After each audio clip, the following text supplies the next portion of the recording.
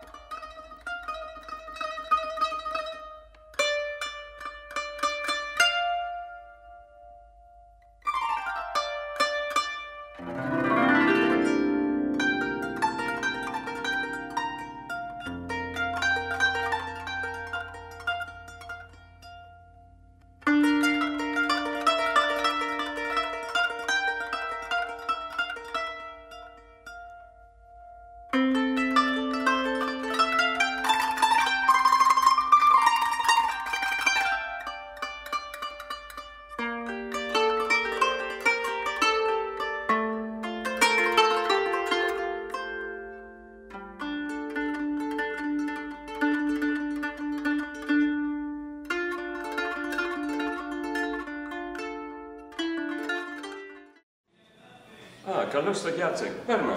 Ωραία. Εδώ είναι ένα ψηφιδωτό από κεραμικές ψηφίδες. Εδώ είναι ένα ψηφιδωτό που είναι με θέμα μια αρπαγή.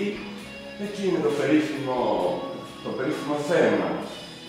Τα περιστέρια πάνω σε ένα κρατήρα και ό,τι άλλο μπορεί να δει και αν κάτι ευχαριστηθεί από αυτό το σπίτι όπου ήταν ένα παλιό αρχοντικό, γκρεμίστηκε κάτω από κακές συνθήκες και έτυχε τώρα ο γιος της ιδιοκτήτριας, η μητέρας μου δηλαδή, να ασχολείται με τα ψηφιδωτά και να μπορέσει λίγο να το συνεφέρει και να το διακοσμήσει.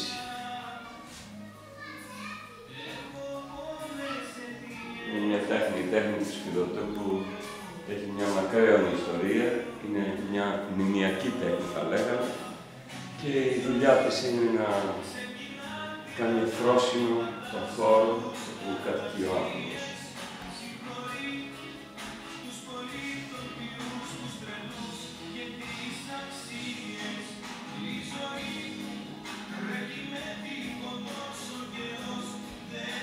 Με τη λέξη βοτσαλωτό εννοούμε το είδος αυτό της τέχνης που κορυφώθηκε στο χώρο κυρίως του Αιγαίου κατά το 19ο αιώνα, δημιουργώντας έργα που χαρακτηρίζονται σαν μοναδικά στολίδια της παραδοσιακής αρχιτεκτονικής.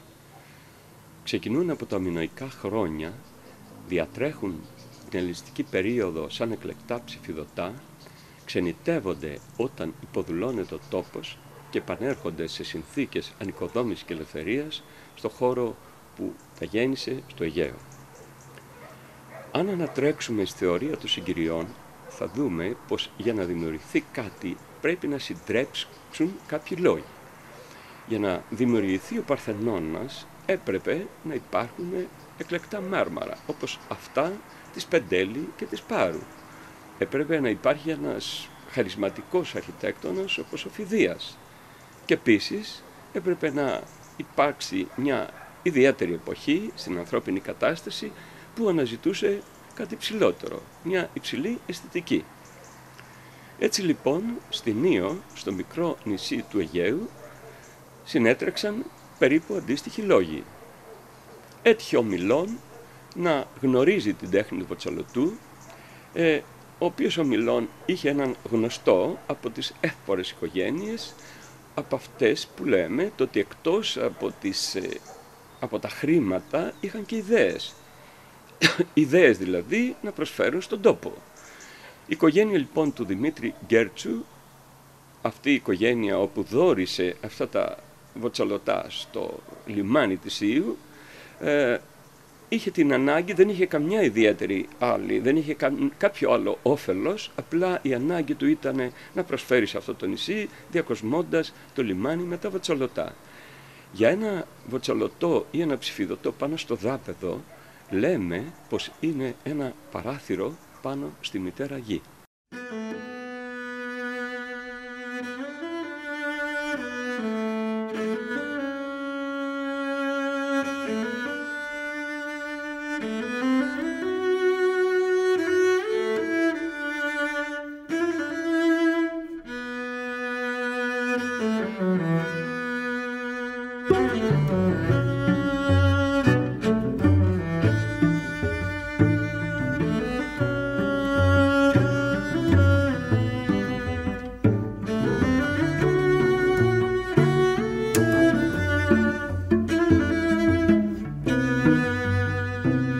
Εδώ, σε αυτό το χώρο που είναι το σπίτι μου, δημιούργησα έργα που κύριο χαρακτηριστικό τους είναι τα χρώματα, το καθαρό χρώμα θα λέγαμε. Ιδιαίτερα έξω στο μπαλκόνι, όπου αυτό ήταν ανάγκη να γίνει για να είναι πιο χαρούμενες οι γκρίζες μέρες του χειμώνα. Τα θέματα που απαρτίζουν το μεγάλο έργο που στολίζει την κεντρική πλατεία στο λιμάνι αντιπροσωπεύουν σημαντικά πράγματα, θα λέγαμε, αυτού του κόσμου. Τα πουλιά στο κέντρο υποδηλώνουν τον ουρανό. Τα δελφίνια και το κύμα τη θάλασσα. Ενώ τα λουλούδια στις 4 άκρες της σύνθεσης, καθώς και ο Κισός στη μέση, υποδηλώνουν τη μητέρα γη. Μια τριήρης και μια άγκυρα είναι το διπλανό θέμα.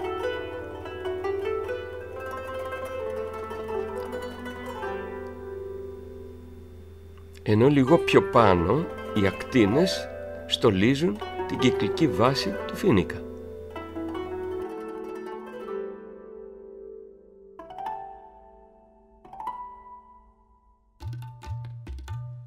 Στην άλλη πλευρά της προκυμαίας συναντούμε μια γεωμετρική σύνθεση με τα δελφίνια της Δήλου στη μέση. Ενώ πιο πέρα ένα θαλάσσιο θέμα με μια επίσης γεωμετρική σύνθεση. Σε αυτή την αυλή της εκκλησίας της Παναγίας Κουντουτιανής έκανα αυτή την μικρή διακόσμηση. Καθώς ήταν κοντά στο πατρικό μου σπίτι, γεμάτη από παιδικές μνήμες, δεν απέτησα και δεν πήρα χρήματα. Πιθανόν μια ενέργεια μυστική αυτού του καθαγιασμένου χώρου να συνέτρεξε τις συγκυρίες ώστε να δημιουργηθούν τα βοτσαλωτά έργα στο λιμάνι. Πώς προχώρησε ωραία και χωρίς να κουραζόμαστε. Τίποτε ρε παιδί. Πιο καλά πάει έτσι. Πιο καλά, ναι.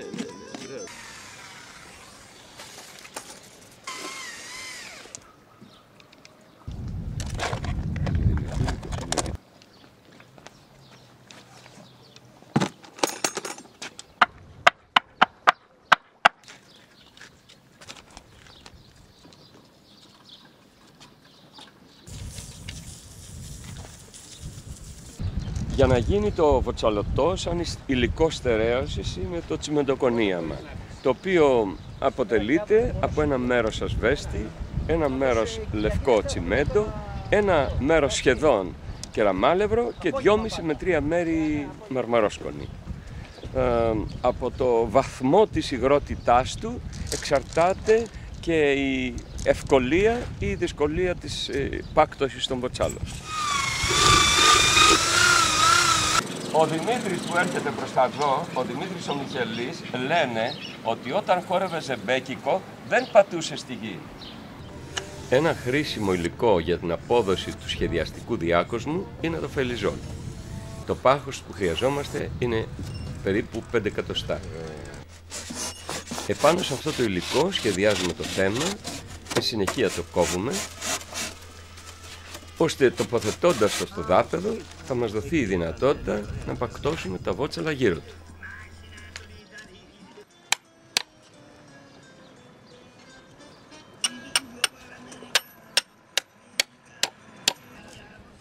Μακιά, το άλλο θέλει λίγο, πολύ ωραία.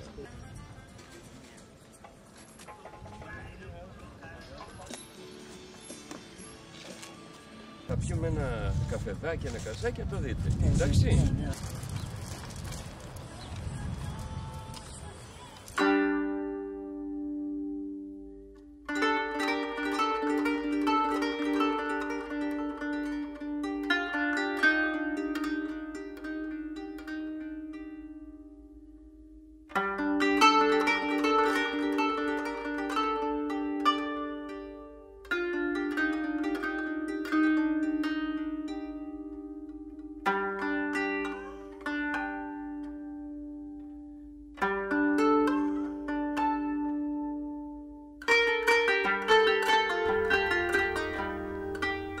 Τα βότσαλα τοποθετούνται το ένα δίπλα στο άλλο, δεν διατάσσονται σαν στρατιωτάκια, αλλά έτσι ώστε να καλύπτονται τα κενά που δημιουργούνται από το καμπύλο σχήμα τους.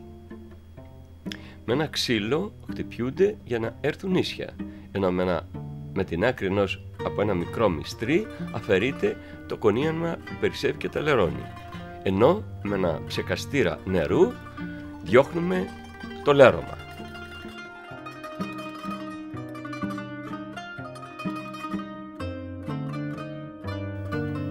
Αφαιρώντας το φελιζόλ, είναι πλέον καθορισμένο το θέμα που πρέπει να ψηφοθετήσουμε.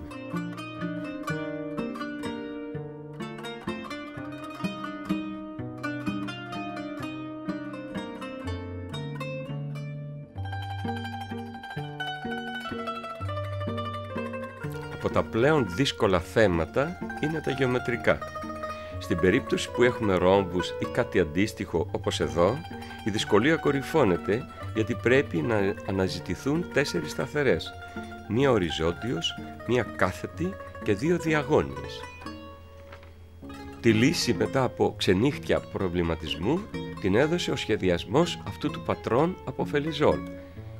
Ήταν η λιδία λίθος για την πραγμάτωση του έργου.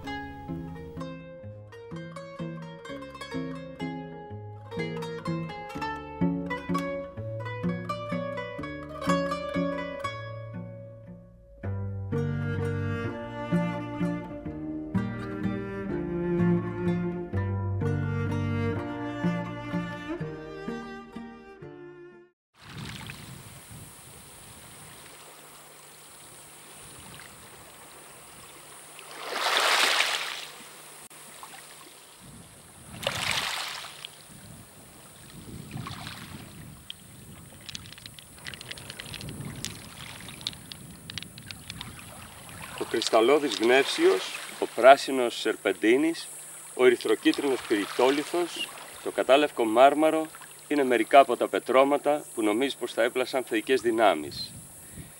Οι απότομες αλλαγές θερμοκρασίας όπως ο ισχυρός καύσωνας, ο παγετός τα θρημάτισαν, ενώ οι αφρισμένοι χήμαροι και τα ποτάμια τα έφεραν στη θάλασσα και εκείνη με τη σειρά της, πότε με το άγριο κύμα, πότε με το χάδι τα στρογγύλεψε. Τα έκανε βότσαλα, αυτό δηλαδή το μόρφωμα που είναι γεμάτο ενέργεια και γαλήνη.